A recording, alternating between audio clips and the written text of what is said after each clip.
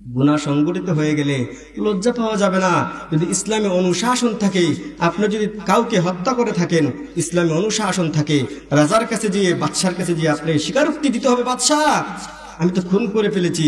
যদি কিসাস থাকে ওই রাজ্যের শাসনে, ইয়া আইয়ুহাল্লাযীনা আমানু কুতিবা আলাইকুমুল কিসাসু ফিল কাতলা, যদি কিসাসের ব্যবহার থাকে ওই রাষ্ট্রে, ইসলামী রাষ্ট্র থাকে, শরীয়তি রাষ্ট্র থাকে, বাদশাহ জাহাপনার কাছে আপনি গিয়ে স্বীকারোক্তি দেন, বাদশাহ জাহাপনা আমি হত্যা করে ফেলেছি, অন্যায় করে ফেলেছি, কাল কিয়ামতের ময়দানে আমি আল্লাহ রাব্বুল আলামিনের কাছে খুনি হয়ে দাঁড়াইতে চাই না, আমাকে এই জমিনের জন্য আমার বিচার হয়ে যায়। জমিনে যদি আপনার হত্যার বদলে হত্যা হয়ে যান, কাল কিয়ামতের ময়দানে ওটার জন্য আর আপনাকে শাস্তি পেতে হবে না।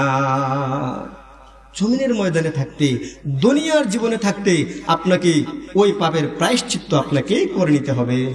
আমার দুস্থ বুজুর্গ, মদিনা থেকে প্রায় 350 মাইল দূরে একজন যুবকের বাড়ি। মদিনা মুনাওয়ারা থেকে 350 মাইল একজন যুবকের বাড়ি দূরে। তখন খলিফাতুল মুসলিমিন হযরত উমর ফারুক রাদিয়াল্লাহু তাআলা আনহু এর শাসনামল চলতেছে। কার শাসনামল? উমর ফারুক রাদিয়াল্লাহু তাআলা আনহু এর শাসনামল চলতেছে। হযরত উমর ফারুক রাদিয়াল্লাহু তাআলা আনহু যে রাস্তা দিয়ে যাইতেন, ওই রাস্তা দিয়ে শয়তানও পর্যন্ত যাইতে ভয় পাইতো। ঠিক কিনা বলেন? এটাই হলো ইমানদার মুমিনের ইমানি পাওয়ার। ইমানি পাওয়ার আমাদের প্রত্যেকের মধ্যে এভাবে ইমানি জজবা থাকতে হবে, পাওয়ার থাকতে হবে। যুবক খলিফাতুল মুসলিমিন উমর ফারুক রাদিয়াল্লাহু তাআলা আনহু এর দরবারে যাওয়ার জন্য 350 মাইল থেকে গাধা নিয়ে সওয়ার হয়ে গেল, আর একটা গাধা নিয়ে সওয়ার হয়ে গেল। যুবক সফর করতে করতে এক সময় যখন তার মধ্যে ক্লান্তি চলে আসলো, হয়রানি চলে আসলো, একটু ক্লান্তি তাকে পেয়ে বসলো, তার গাধাটাকে গাছের সাথে, খেজুরের গাছের সাথে বেঁধে রেখে সে একটু বিশ্রাম নিতে চাইলো। দেখেন না, পথিক যখন মরুভূমির মধ্যে সফর করে তখন সফর করতে করতে ক্লান্ত হয়ে যায়, ক্লান্ত হয়ে যায় না? তার গাধাটাকে খেজুরের গাছের সাথে বেঁধে রেখে সে একটু বিশ্রাম নিচ্ছে। ওইদিকে সে ঘুমে বিভোর, সফর করতেছে তো, সফরের কারণে তার শরীরে একটু ক্লান্তি নেমেছে, মানুষটা ঘুমিয়ে পড়েছে। এইদিকে তার বাহনটা রশি ছিঁড়ে আরেকজন বৃদ্ধ লোকের বাগান খেয়ে ফেলেছে, নষ্ট করে ফেলেছে। বৃদ্ধ লোক যখন বিকালবেলা আসছেন, আয়েশা দেখেন, হায় হায়, এত কষ্ট করে তার বাগানকে তিনি, শস্য শ্যামল বাগানকে এত সুন্দর করে প্রতিদিন পানি দেন, এত সুন্দর করে বাগানের পরিচর্যা করেন, কিন্তু ওই কোথার থেকে একটা গাধা এসে তার বাগানকে নষ্ট করে দিয়েছে, খেয়ে ফেলেছে। বৃদ্ধ অগত্যা একটা পাথর দিয়ে গাধাকে আক্রমণ করলেন, একটা নিক্ষেপ করলেন, তার দিকে ছুঁড়ে মারলেন। মারার জন্য মারেন নাই, মরে যাবে বলে মারেন নাই।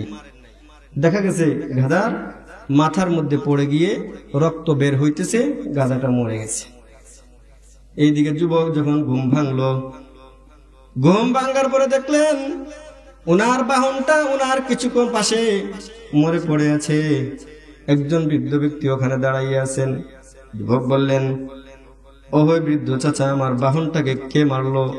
আমি এখন মদিনা মুনাওয়ারায় কিভাবে যাইব? আমার বাহনটা কে মারলো, আপনি কি দেখেছেন? বৃদ্ধ বললেন, বাবাজি আমি মারতে চাই নাই, অগত্যা একটা আঘাত করেছিলাম, তার মাথার মধ্যে পড়ে গিয়ে মাথার মধ্যে থেকে অনেক রক্তহনন হয়েছে, সেই জন্য সে মৃত্যুবরণ করেছে। যুবক, সেও টকবকে যুবক ছিল, তারও রাগ উঠে গেছিল, বৃদ্ধকে একটা হালকা বসাই দিছে। ওই বৃদ্ধ এই পাথরের মধ্যে ছিটকে পড়ে মাথার থেকে অনেক রক্ত বের হয়েছে, বৃদ্ধ মৃত্যু মুখে পতিত হয়েছে। যুবক চিন্তার মধ্যে পড়ে গেল, হায় হায় আমি কি করলাম? আল্লাহ রাব্বুল আলামিনের আদালতে আমি তো অপরাধী হয়ে গেলাম, কাল কিয়ামতের ময়দানে আমি রব্বুল আলামিনের কাছে কিভাবে জবাবদিহিতা করব? আমার মা বাবা খুনির মা বাবা হিসাবে দণ্ডায়মান হবে। না না, আমি এটা চাই না। আমি চাই যেহেতু ইসলামী অনুশাসন চলতেছে, খলিফাতুল মুসলিমিন ওমর ফারুক রাদিয়াল্লাহু তাআলা আনহুর রাজত্বকাল চলতেছে।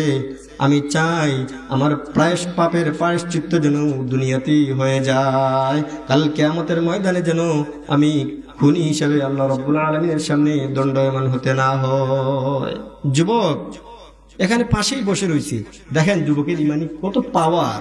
সে চাইলেও তো এখান থেকে সরে যেতে পারতো, পলায়ন করতে পারতো না, কিন্তু না, আখিরাতের ভয় তাকে পলায়ন করতে দিচ্ছে না। না, আমি গুনাহ করে ফেলেছি, অগত্যা হইলেও তো হত্যা করে ফেলেছি, আমার জীবন দিয়ে হইলেও এটার মাসুল দিতে হবে, কাল কিয়ামতের ময়দানে আমি রব্বুল আলামিনের সামনে অপরাধী হিসেবে দণ্ডায়মান হতে চাই না। যুবকের ভিতরে অনুশোচনা জেগে গেল। বিকালবেলা যখন বৃদ্ধ বাড়িতে ফিরছে না, ওনার দুইজন সন্তান বাবার খোঁজে বাগানের দিকে আসলো। এসে দেখলো বাবার লাশ বাগানের মধ্যে পড়ে আছে, অচেতন অবস্থায় পড়ে আছে। যুবক দুইজন কান্না করতেছে, হায় হায় আমাদের বাবাকে কে হত্যা করলো। একজন যুবককে পাশে থেকে জিজ্ঞেস করলো, যুবক দেখেছো কি আমার বাবাকে কে হত্যা করেছে? যুবক কান্দে আর কই, ভাইরা আমি হত্যা করিনি, কিন্তু ওনাকে একটা আঘাত করেছিলাম। উনি যে মৃত্যুবরণ করবে এটা আমি কখনো কল্পনাও করি নাই, কিন্তু আমি অপরাধ করে ফেলেছি। আমার আঘাতের কারণে বৃদ্ধ বাবা মৃত্যুবরণ করেছেন। আমি চাই এখন খলিফাতুল মুসলিমিন ওমর ফারুক রাদিয়াল্লাহু তাআলা আনহুর শাসনামল চলতেছে, আমাকে ওনার দরবারে হাজিরা দিয়ে দাও, আমাকে ওনার দরবারে হাজিরা দিতে দাও। আমি ওনার দরবারে গিয়ে আমার সব কিছু আমি বলবো। ওমর ফারুক রাদিয়াল্লাহু তাআলা আনহু যদি আমাকে ফাঁসি কাস্টেও ঝুলাতে চান, আমি মাথা বেঁধে নিব। দেখছেন যুবকের কত ইমানি পাওয়ার, সে তার অপরাধকে স্বীকার করেছে। আর আমরা হইলে পলায় যেতাম, যা কেউ তো দেখছে না, চলে যাই তাহলে। কিন্তু আল্লাহর আদালতে যে আমাকে দণ্ডায়মান হতে হবে, আল্লাহর আদালতে যে এর জন্য আমাকে পাকড়াও হতে হবে, এটা আমাদের মনের মধ্যে ভীতি থাকে না, ভয় থাকে না। কিয়ামতের আযাব, কবরের আযাব, এটা আমাদেরকে ভয় জাগায় না। দুস্থ বুজুর্গ, যখন বৃদ্ধ বাবার দুইটা সন্তান যুবককে খলিফাতুল মুসলিমিন ওমর ফারুক রাদিয়াল্লাহু তাআলা আনহুর দরবারে নিয়ে উপস্থিত হলো, তারা মামলা দায়ের করলো। খলিফাতুল মুসলিমিন ওমর ফারুক রাদিয়াল্লাহু তাআলা আনহুর দরবারে মামলা দায়ের করলো, ও খলিফাতুল মুসলিমিন, এই যুবক আমার বৃদ্ধ বাবাকে মেরে ফেলেছে, হত্যা করে ফেলেছে। আমরা হত্যার বদলে হত্যা চাই, কিসাস চাই, আমাদের বিচার পরিপূর্ণভাবে করে দিতে হবে। খলিফাতুল মুসলিমিন ওমর ফারুক রাদিয়াল্লাহু তাআলা আনহু রায় ঘোষণা করে দিলেন, অমুক মাসের প্রথম সপ্তাহ তোমাকে ফাঁসি কাষ্ঠে ঝুলিয়ে দেওয়া হবে, তোমার বিচার কার্য হবে, তোমার বিচার হবে ফাঁসি, হত্যার বদলে হত্যা। খলিফাতুল মুসলিমিন ওমর ফারুক রাদিয়াল্লাহু তাআলা আনহুকে যুবক বলে, ও খলিফাতুল মুসলিমিন, আমি ফাঁসি কাষ্ঠে ঝুলতে রাজি, কাল কিয়ামতের ময়দানে রব্বুল আলামিনের সামনে অপরাধী হইতে রাজি না। সুবহানাল্লাহ। যুবকের এত দৃঢ়তা দেখে খলিফাতুল মুসলিমিন ওমর ফারুক রাদিয়াল্লাহু তাআলা আনহু বলেন, ও যুবক, তোমার কি কোনো মনের আশা আছে কিনা? শেষ একটা আশা বলো। যদি তোমার কোনো মনের আশা থাকে আমার কাছে ব্যক্ত করতে পারো, তোমার মনের আশাকে পূরণ করার জন্য সুযোগ দেয়া হবে। খলিফাতুল মুসলিমিন ওমর ফারুক রাদিয়াল্লাহু তাআলা আনহুর কাছে যুবক খেন্দে খেন্দে বলে, ও খলিফাতুল মুসলিমিন, মনের মধ্যে কোনো আশা নাই, অপরাধ করেছি তার জন্য ফাঁসি কাষ্ঠে ঝুলবো, তাতে আমার মনে আনন্দ লাগতেছে, কেননা আমি রব্বুল আলামিনের দরবারে আসামি হয়ে দাঁড়াইতে চাই না। তবে আমার একটা আশা, আমার গ্রামে আমি একটা মুসলিমের সাথে ব্যবসার কিছু লেনদেন রয়েছে, একটা ইহুদির সাথে, তার কাছ থেকে কিছু পণ্য কিনেছিলাম, কোনো টাকা তার কাছে রয়েছে, আমি তার ঋণটা পরিশোধ করতে পারি নাই, সে আমার কাছে ঋণ পাবে। আমি ওই ঋণটা যদি পরিশোধ করে আসতে পারতাম তাহলে আমি শান্তি পাইতাম। ও খলিফাতুল মুসলিমিন, আমাকে একটু সুযোগ দাও, আমি ওই ইহুদির ঋণটাকে পরিশোধ করে যেন আসতে পারি। আর যদি আমি ওই ইহুদির ঋণ পরিশোধ করে না আসতে পারি, তাহলে ইহুদি ব্যক্তি বলতে পারে মুসলমান জাতটাই খারাপ, ওরা মানুষের ঋণ আটকায় রাখে, ঋণ দেয় না, ওরা মানুষের টাকা মেরে খায়। আমার জন্য সারা মুসলমান জাতির বদনামি হোক, আমি এটা চাই না। খলিফাতুল মুসলিমিন ওমর ফারুক রাদিয়াল্লাহু তাআলা আনহু বলেন, যুবক, তোমাকে তো সুযোগ দিব কিভাবে?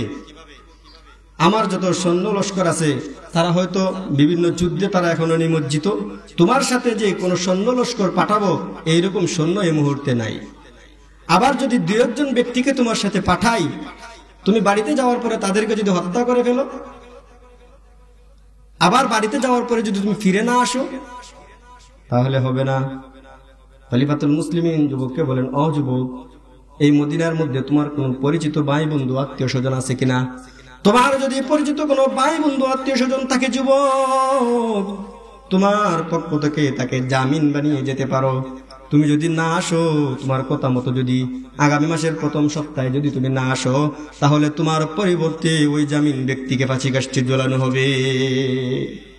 যুবক বলে, খলিফাতুল মুসলিমিন, মদিনা মুনাওয়ারা থেকে প্রায় 350 মাইল দূরে আমার বাড়ি, এখানে আমার আত্মীয় স্বজন ভাই বিরাদর থাকার কথা না। আমি তো অপরিচিত একজন যুবক, এখানে কাউকে আমি চিনি না, কেউ আমাকে চিনি না। রব্বুল আলামিনের কাছে আমি অপরাধী হইতে চাই না, এই জন্য আমি আমার অপরাধকে স্বীকার করেছি নিজের থেকে। আমি ফাঁসি কাষ্ঠে ঝুলতে রাজি, কাল কিয়ামতের ময়দানে রব্বুল আলামিনের সামনে অপরাধী হয়ে দাঁড়াইতে চাই না।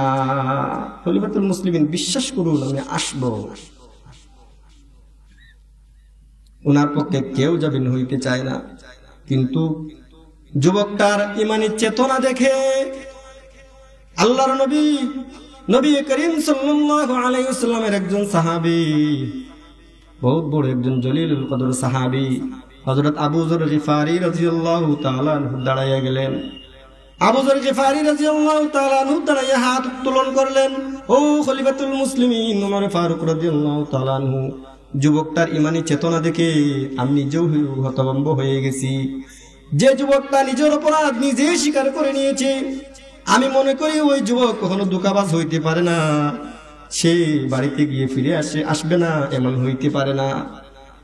খলিফাতুল মুসলিমিন, আমি আবু যর গিফারি রাদিয়াল্লাহু তাআলা আনহু তার জন্য জামিন হয়ে গেলাম।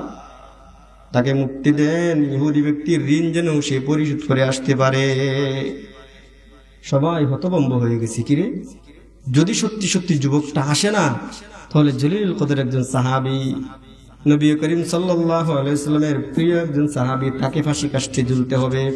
তিনি কোনো সাধারণ সাহাবী নন, সারাটা জীবন নবী করিম সাল্লাল্লাহু আলাইহি ওয়াসাল্লামের খেদমত করে করে জীবনটা কাটাইছেন, একটা ঘর পর্যন্ত থাকার জন্য তিনি বানান নাই।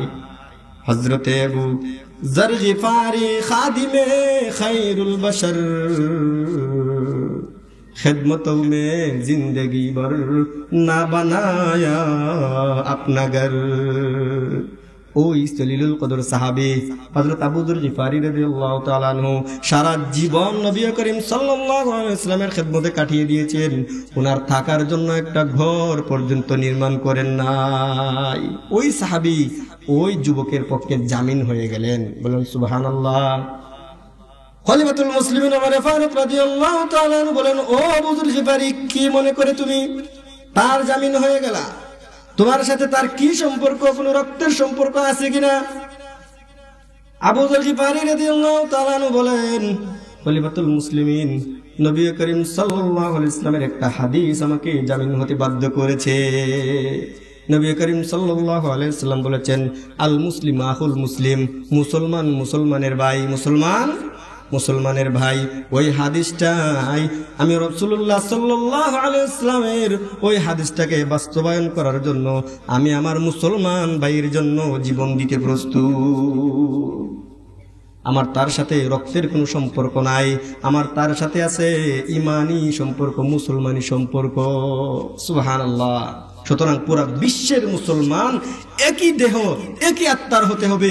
আপনার হাতে ব্যথা পেলে যেভাবে মুখ দিয়ে উফ বাইর হয়, ঠিক তদ্রুপভাবে একই অঙ্গে প্রত্যঙ্গের যদি আমরা মুসলমান একই পতাকায় সামিল হয়ে যাই, কোন কাফির বেঈমান নাস্তিক্যবাদ আমাদের মুসলমানকে দিন থেকে এক চুল পর্যন্ত হটাতে পারবে না, পারবে।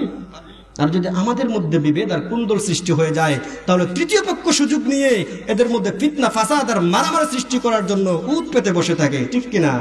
আমার দুস্থ বুজুর্গ খলিফাতুল মুসলিমিন ওমর ফারুক রাদিয়াল্লাহু তাআলা বলেন, ঠিক আছে আবু যর গিফারি, তুমি রেডি থাকিও, আগামী মাসের প্রথম সপ্তাহে যদি যুবক না আসে, তাহলে আদালতে তো রায় হয়ে গিয়েছে তোমাকে ফাঁসি কাষ্ঠে ঝুলতে হবে। কারণ ইসলামী শরীয়তের বিচার তো কোরআন মোতাবেকই হয়, কোরআনের বাইরে কোনো বিচার হয় না। আমার দোস্ত, আপনি দেখতেছেন একজন মানুষকে হত্যা করা হয়েছে, না না, একজন মানুষকে হত্যা করার জন্য যদি 20 জন মানুষের প্রাণ বেঁচে যায়, তাহলে একজন মানুষকে হত্যা করাই শ্রেয়। ওই যুবক যদি একজন মানুষকে হত্যা করে, কোরআন বলেছে কিসাস নিতে হবে, তাকে হত্যার বদলে হত্যা করতে হবে।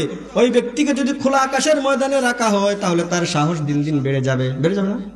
অন্যায় করে অনুসূচিত হইতে হইল না, শাস্তির মুখাপেক্ষী হইতে হইল না, কোন শাস্তির পাকড়াওয়ের মুখাপেক্ষী হইতে হইল না। সে খোলা আকাশের নিচে দম্ভ ভরে হাঁটবে। আমার মতো বড় ক্যাডারাটি আছে, ওকে খুন করলাম, আমাকে কেউ কিছুই করতে পারলো না। সুতরাং তার মধ্যে এই একটা আত্মগরিমা থেকে গেল, তার দ্বারা আরো 20টা খুন হতে পারে কিনা পারে না। আর যদি ওই ব্যক্তিকে কোরআন অনুযায়ী বিচার করা হয়, হত্যার বদলে হত্যা করা হয়, তাকে দেখে আরো তামাম জাতি শিক্ষা গ্রহণ করবে কিনা করবে না? বলবে বাবারে বাবা, বলেও কাউকে হত্যা করা যাবে না, কোরআনের নির্দেশ হত্যার বদলে হত্যা, সুতরাং কাউকে হত্যা করা যাবে না, সতর্ক থাকবে। এই জন্য রব্বুল আলামিন কালামে পাকের মধ্যে কঠিন নির্দেশনা দিয়েছেন, বান্দা যদি মেনে চলতে পারো, দুনিয়া থেকে অন্যায়, অত্যাচার, রাহাজানি, খুনাখুনি, দর্শন সব কিছু উঠে যাবে। যুবক খলিফাতুল মুসলিমিন ওমর ফারুক রাদিয়াল্লাহু তাআলা আনহুর দরবার থেকে বিদায় নিল। ও খলিফাতুল মুসলিমিন, তাহলে যাচ্ছি আমার দেশের দিকে। খলিফাতুল মুসলিমিন রাষ্ট্রীয় সম্পদ থেকে, রাষ্ট্রীয় কোষাগার থেকে তাকে একটা দ্রুতগামী তাকে দ্রুতগামী একটা ঘোড়া দিলেন। যাও যুবক, এই ঘোড়াটা নিয়ে যাও। ইহুদি ব্যক্তির সাথে তোমার যে লেনদেন রয়েছে, ওই লেনদেন তুমি পরিশোধ করে আবার সঠিক সময়ে চলে আসিও। যুবক তো মহাখুশি।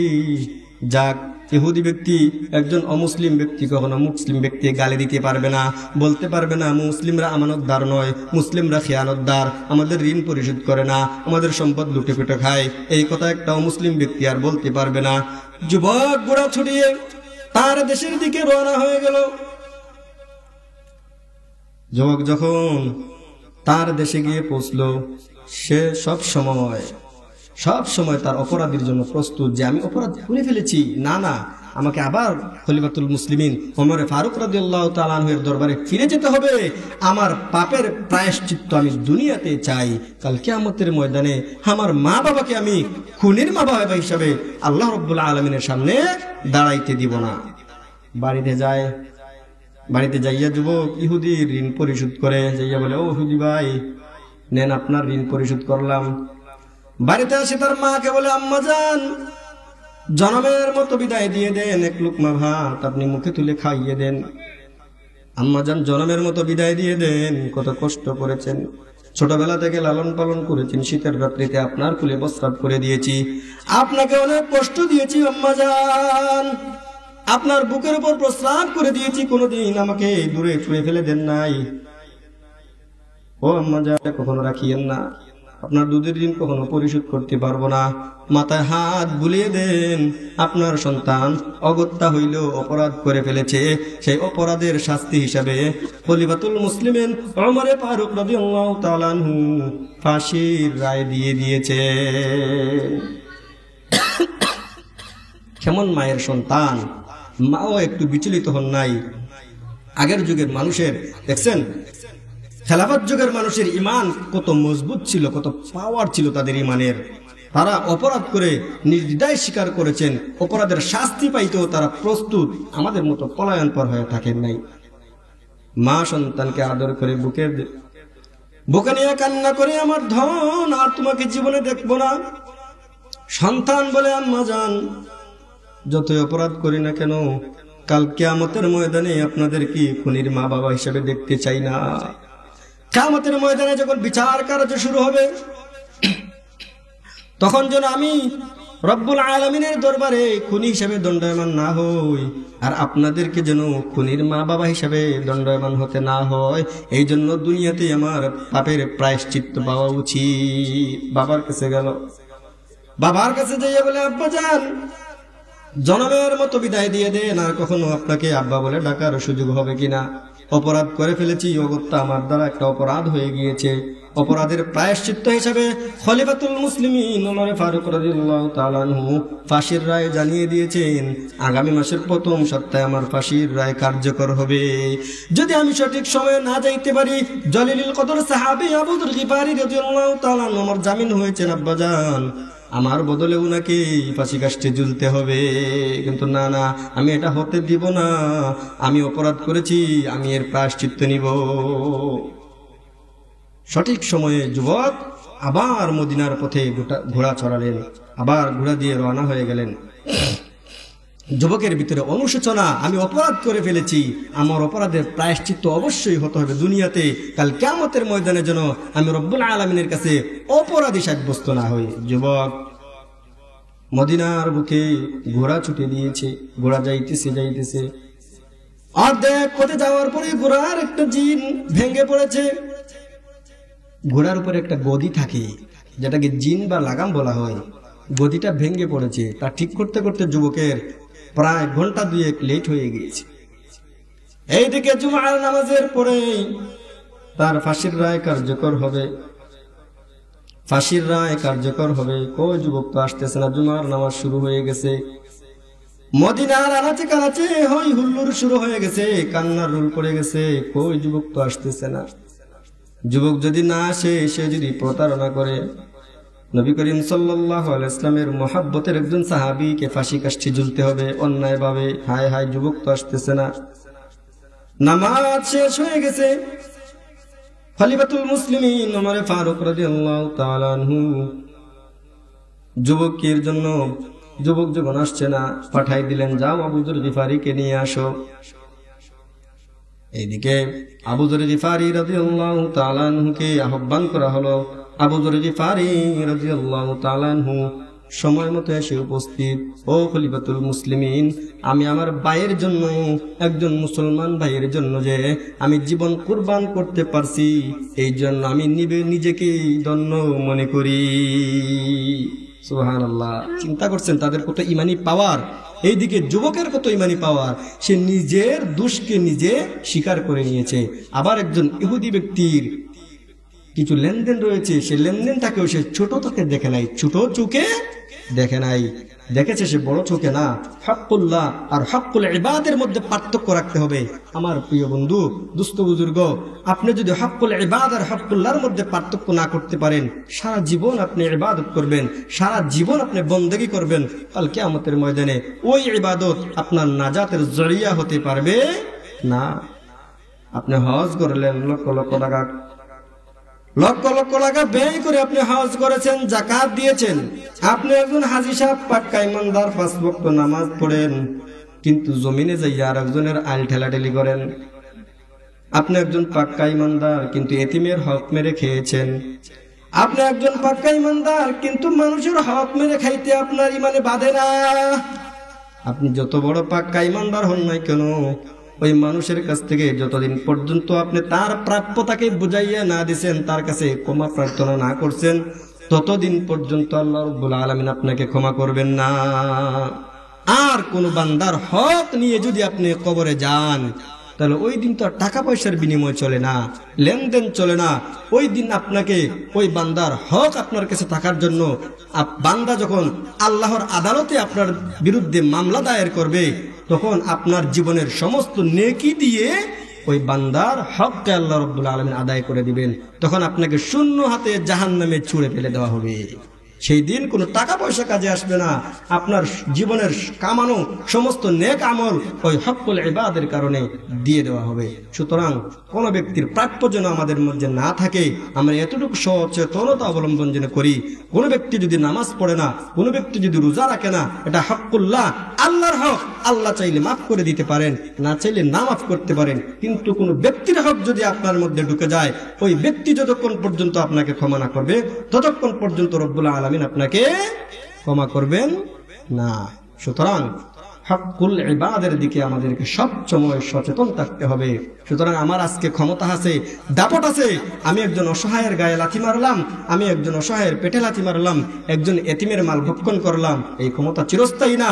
আজ মরলে কালকে তো আমাকে দাফন করা হবে, মাটিতে রেখা দেওয়া হবে, তখন আমি রব্বুল আলামিনের দরবারে কি নিয়ে দণ্ডায়মান হব?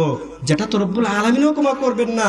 আমি তো ওই বান্দার হক মেরেছি, ওই বান্দার কাছে তো আমি ক্ষমা চাই নাই। সুতরাং জীবিত থাকা অবস্থায় ওই বান্দার হক আপনাকে পরিশোধ করতে হবে, নতুবা তার কাছ থেকে আপনি ক্ষমা চেয়ে নিতে হবে।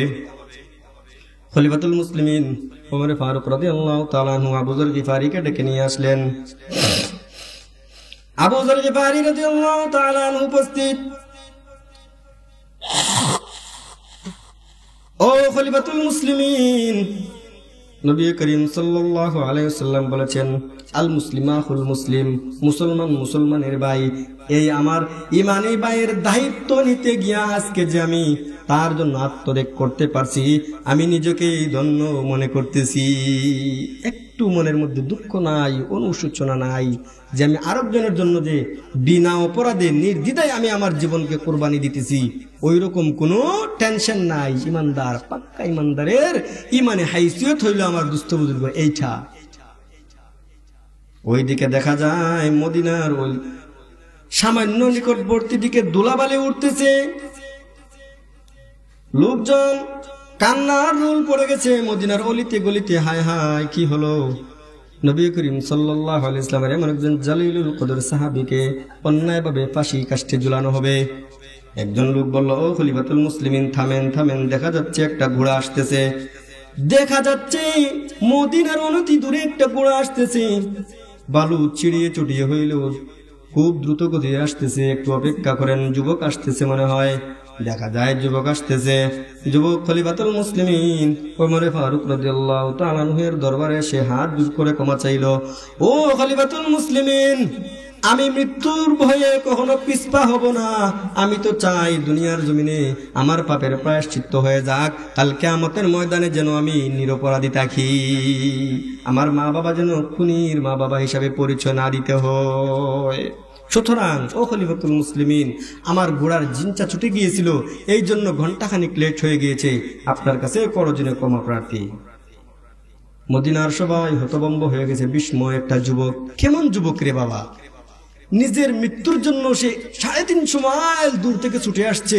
সে জানে নিশ্চিত তার ফাঁসি হয়ে যাবে, তারপরেও সে ফাঁসি কাষ্ঠে ঝুলার জন্য সে নিজে প্রস্তুত হয়ে খলিফাতুল মুসলিমের দরবারে চলে আসছে। আর আমরা হইলে কি করতাম? পলায়ন করতাম। তাদের ইমানি পাওয়ার দেখেন, অপরাধ করে ফেলেছেন, অপরাধ বোধ তাদের মধ্যে জাগ্রত হয়েছে। যুবক বলে, ও খলিফাতুল মুসলিমিন, আপনার কাজ আপনি করুন। আমি অগত্যা হইল, ভুল করে হইল, আমি বৃদ্ধ বাবাকে হত্যা করে ফেলেছি, তার বদলে আমাকে ফাঁসি কাষ্ঠে ঝুলান, আমার কোনো দুঃখ নাই। কাল কিয়ামতের ময়দানে যেন আমি রব্বুল আলামিনের শাস্তি পাকড়াও না হতে হয়। মদিনার অলিগলিতে আবার কান্নার রোল শুরু করে, আবার কান্নার রোল জারি হয়ে গেছে। কেমন বিস্ময় বালক! আমরা জন্মেও তো কখনো এরকম বালক দেখি নাই। নিজের মৃত্যুর কথা নিশ্চিত জেনেও 350 মাইল দূর থেকে নিজের মৃত্যুর স্বাদ গ্রহণ করার জন্য সে চলে এসেছে। সাধারণ কোন যুবক না, সে আল্লাহর ওলি। খলিফাতুল মুসলিমিন যখন যুবককে ফাঁসির রায় কার্যকর করে দিয়েছেন, ফাঁসি কাষ্ঠে ঝুলানো হবে, জল্লাদকে ডেকে নিয়ে আসা হলো। জল্লাদ, যাও তাকে ফাঁসি দিয়ে দাও। বৃদ্ধের 2 জন বাচ্চা, বৃদ্ধের 2 জন ছেলে ছুটে এসে বলল, ও খলিফাতুল মুসলিমিন, থামেন। যে যুবক 350 মাইল দূর থেকে নিজের গলায় ফাঁসির রশি ঝোলানোর জন্য আসতে পারে, ওই যুবক আমার বাবাকে নিজ ইচ্ছায় হত্যা করতে পারে না।